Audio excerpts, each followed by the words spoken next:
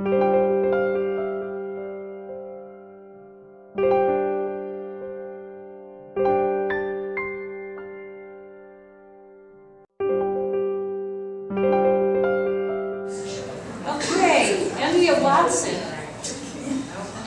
Watson today is founding publisher and editor of Taos Press, a national press. She is co-editor with Joseph Hutchinson of a new poetry anthology, Malala, Poems for will you please say? Malala Yousafzai. Okay. Can you say louder? Wow. Malala Yousafzai. I practiced that. Yousafzai. Okay. Andrea chooses to depict Josie Lenwell's photographic triptych entitled Way Station for the Birds of Moscow. Andrea. Oh, Josie. Andrea.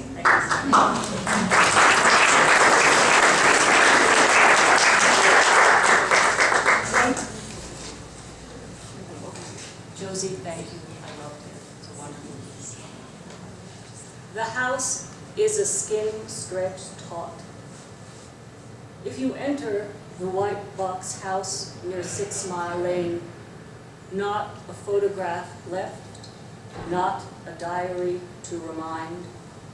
Silence of stucco and wire, walls shifting with the wind. Who gazed out each window? Who left last by the front door? House of feathers, house of bones, where each floorboard is a splinter of your sorrows, or the broken room where the wild boy cannot unbleed. Somewhere in the deepest back, the house breathes itself, taking in what you must know to even live. Then this other white box.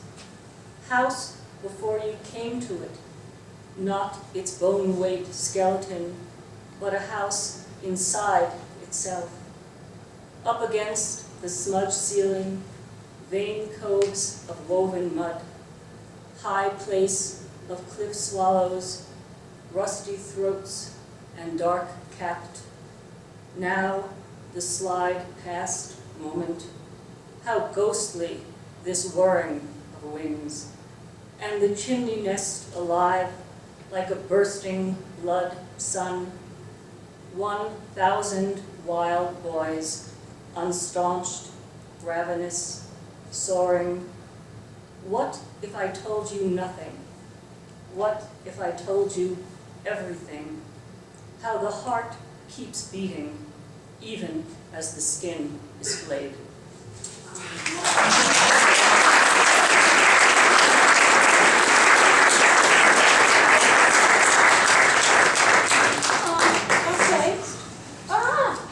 Max Early. Okay, well, Max Early is the author of a poetry collection, Ears of Corn, Listen, from Taos Press, to be published by Taos Press. Max has received honors for his poetry at the Taos Summer Writer Conference and from the New Mexico State Poetry Society. He has been inspired by Ty Hannigan's From One Comes Many. Yeah? From One Comes Many, a hand-colored block print.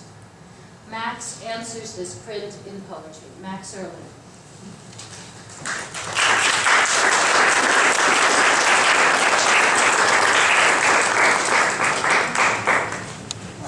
Skywalker, Opa, okay, Taos, Mama, Skywalker. Just wanted to thank everybody. My name's Max Early from Laguna Pueblo, and I did this poem for Ty. Is Ty here tonight? Ty's here, out there somewhere. You know, I wanted to thank him for the beautiful design, and also I'm an artist myself. I'm a potter. This is some of my work here that I do. So I do the traditional Laguna pottery clay, which is from western Pueblos, about an hour out from Albuquerque. And so you're welcome to the stuff here. My poem is called From one comes many. Trio of white parrots touch beaks, ceasing summer's long drought. Their twirling rain feathers fall as monsoons return with autumn. Parrot clan beckons white sprites, one turquoise, one green, one blue. Time to harvest salt woman again. So there were many at the dance. Their twirling rain feathers fall, one turquoise, one green, one blue. 3 parrots carry 1 grain of salt from Zuni's lake of salt woman. Many water sprites hover above white parrots. They join beaks to ensure a monsoon comes. From one comes many.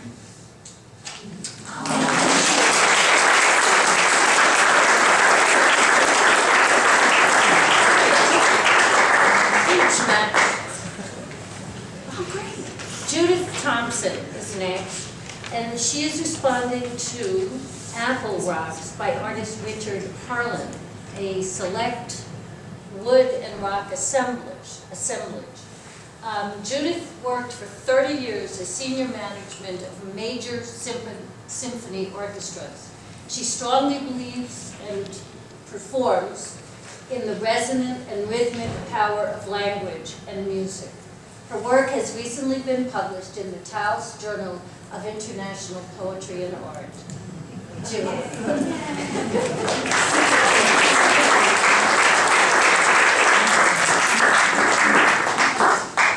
Thank you, Richard, for making this.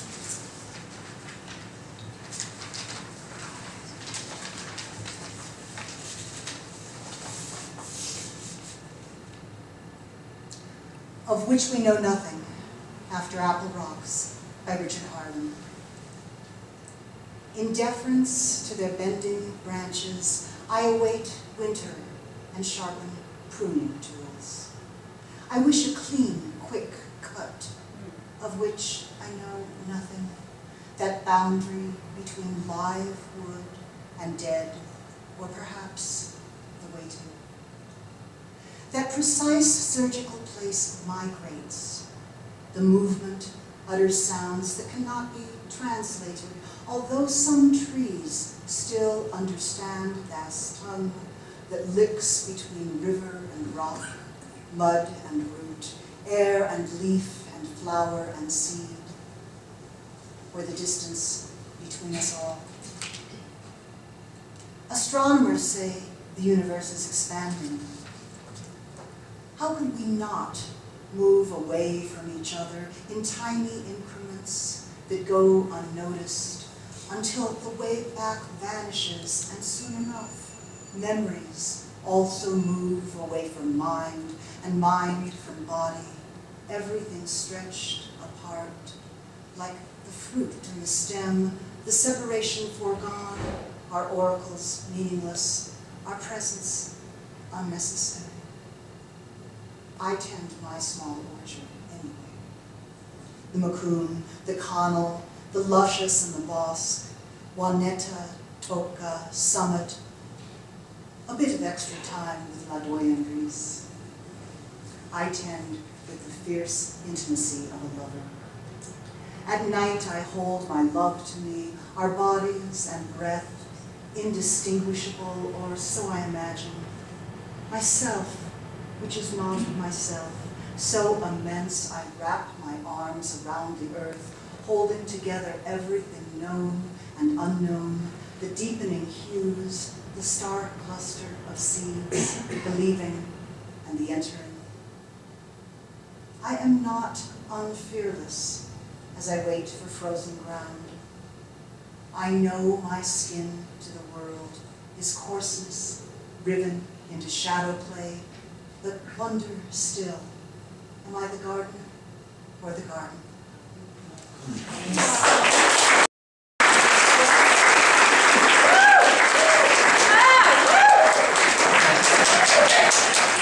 got the room, let's do it, you know? All right. Whew. Okay.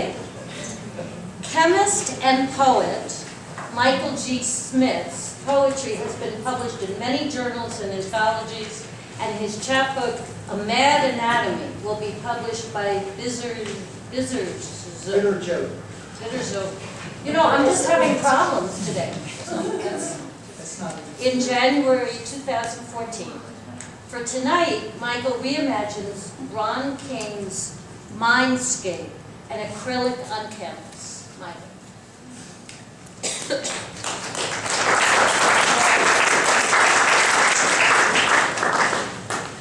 Well, when I saw this, I knew it was for me.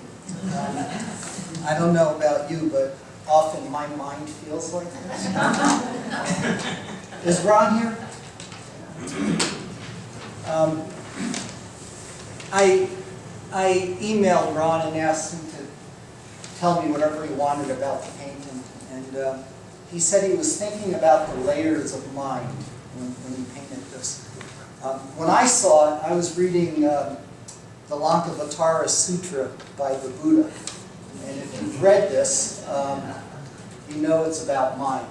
And the Buddha dissects the mind in this complex sutra. So it all just fell together. And the title of my poem is A Rumor of Bifurcation. The mind is a multiplicity, the Buddha. A friend asked if I would forego the split artery and stroke that propelled me to write in order to unwrite this poem and those that travel besides it. But a new edition is like His Highness saying to Mozart, "Your symphony has too many notes." Or Eve whispering into Adam's ear, "Ignore the seeds."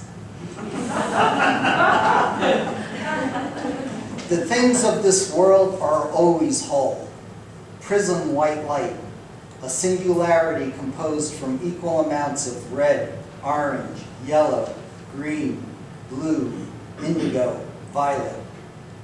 Subtraction of a single wavelength begets a perfect body several angstroms south of white. Complete absorption births the coals of night. Mind, the sum of baking bread, screeching tires, pictures of bloody bombings in the paper, and other things stretched to consciousness and will.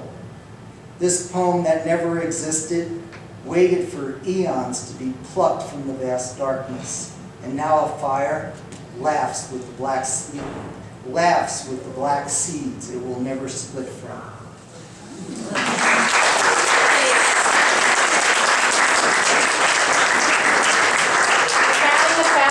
Let's keep going.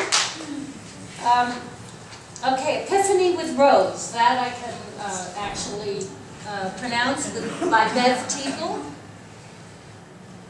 Whoop. Okay.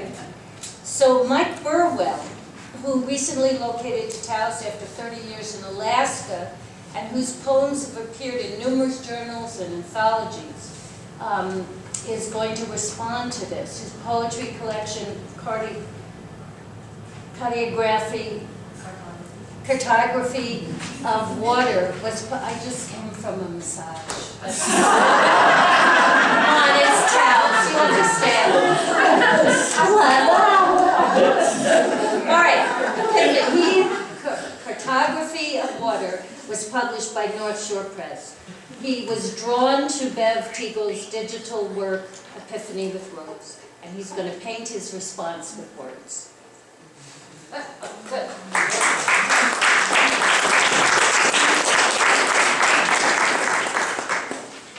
So the program says here that others simply take an idea suggested by the art and run with it. So that's what I did. This is called God Invents the Rose. In the kingdom of dreams, lightning cracking open a purple sky just isn't enough. There must be white cloud billow too, layered and deep enough for extended flight back to a time before color could speak or instruct. What's needed is a clear sanctum, an ice altar floating free like a proud and slippery constellation smelling of ozone, dreaming the birth of Earth. For a millennium or two, the ice slips like a lens through the cloudscape, joined to it only by jolts of surging white. The celestial soup stays pure enough, unblemished and breathing steady, like an ideal so flawless, even God won't approach it unless drunk. Let's face it, even omniscience needs epiphany now and then. So she touched her right brain and waited, poised for revelation, saw in herself manifestations of green, of red, of simple roots and soil. She saw how the purple clouds falling made rain, and how the sky drink made fragrant, red-rooted blossoms rise.